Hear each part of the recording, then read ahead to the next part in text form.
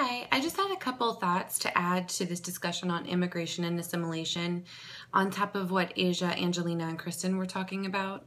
One of the first things I was thinking about when thinking about immigration and the challenges surrounding it and assimilation is kind of what Asia said, that starting over is going to be one of the biggest challenges that they're going to face. I just think that that's just such a scary concept of just moving to somewhere where perhaps you don't have the strategies in place to be ready for all the changes that are going to happen and come your way. Perhaps you're not ready to think about learning a new language or adjusting to the new customs.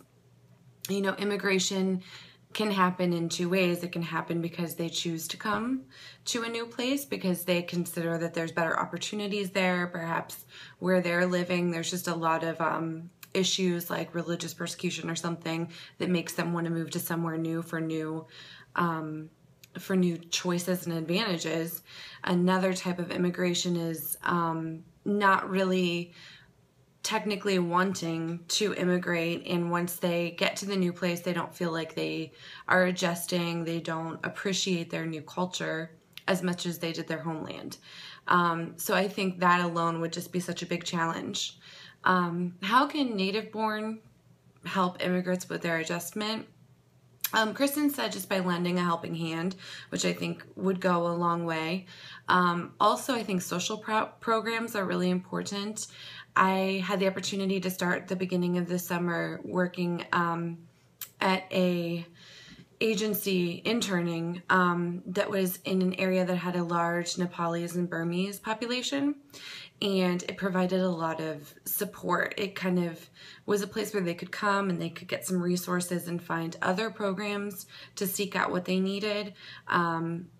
They had translators there. They also had international parenting classes there to give them just a little bit of an infrastructure and a little bit of support.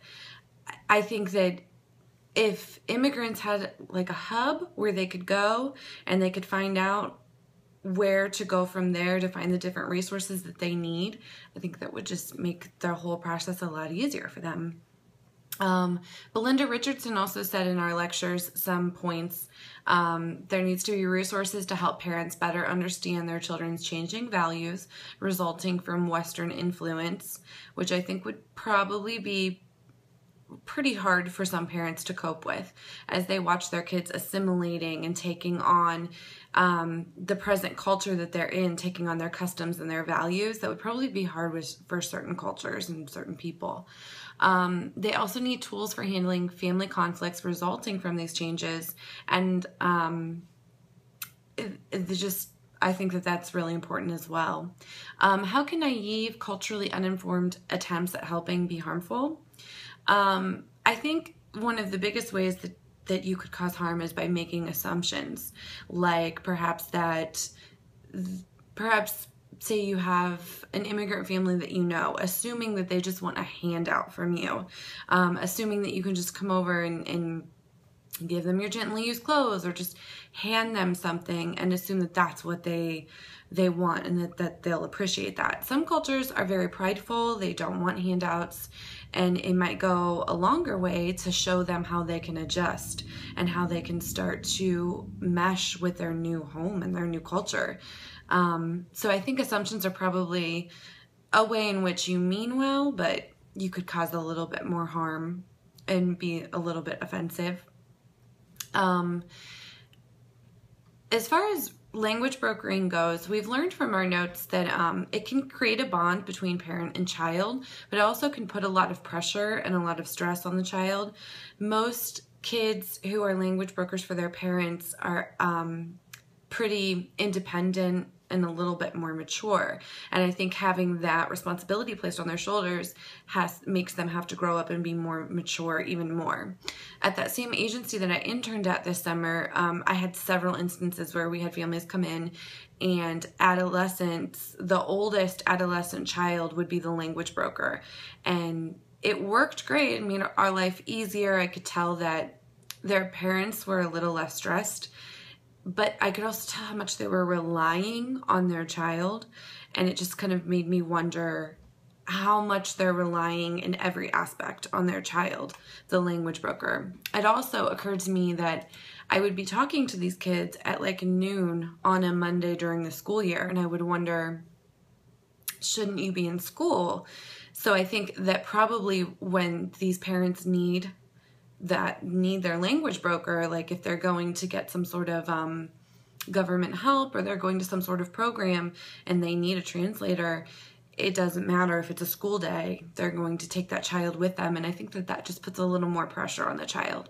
We also learned that it can create a role reversal where the child feels like they're more of an adult than their parent, and it can create some issues in respect in their culture. The last thing that I was thinking was another way that can be harmful to dealing with immigrants is all the myths that we saw in the lectures. And one of the myths was that immigrants are living in inner cities. I come from a small town where there's a lot of farming, and we get a lot of immigrants who come in for about 9 months out of the year and do a lot of living in the area and farming and helping out on the farms, and then they leave. But it's actually it's mostly a Mexican community, and a lot of them have actually stayed and put down roots and stayed throughout the year, and it's definitely booming in that area. Another myth was that immigrants suck up tax dollars or are uneducated. I just think that obviously making assumptions, once again, is going to hurt your interactions with immigrants and people, and just not really create an accepting vibe and culture.